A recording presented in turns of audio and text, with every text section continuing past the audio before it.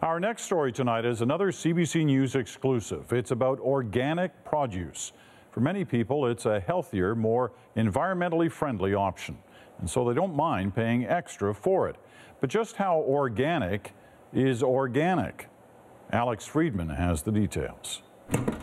Nearly everything in Sarah Neufeld's fridge is organic. For most of her adult life, she's trusted that everything from salsa to fruit has been grown under strict pesticide-free parameters. Whether they're a consumer of organics or not, an average consumer would think that there wouldn't be any chemicals on those products. But the average consumer would be wrong. Using access to information laws, CBC News for the first time has obtained testing results from the Canadian Food Inspection Agency showing some produce marketed as organic contains pesticide residue. Take organic apples, for example. Almost 24% tested positive for pesticides. And how does that compare to non-organic produce?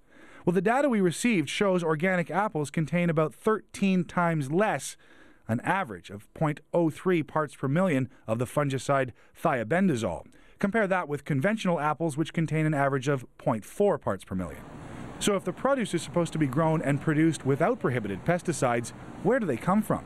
They can come from post-harvest processing, they can come from spray drift, or they can be acquired in the fruit through the ground, through the root source. The United States is proposing new rules to keep pesticides out of organic food.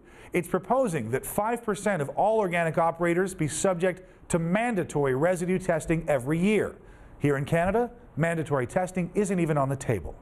Organic officials are happy with the limited testing the CFIA is doing now. We're living in a polluted world right now, unfortunately. And this stuff's in our air, it's in our water. Modern agriculture is putting a lot of stuff out into the system that organic is not.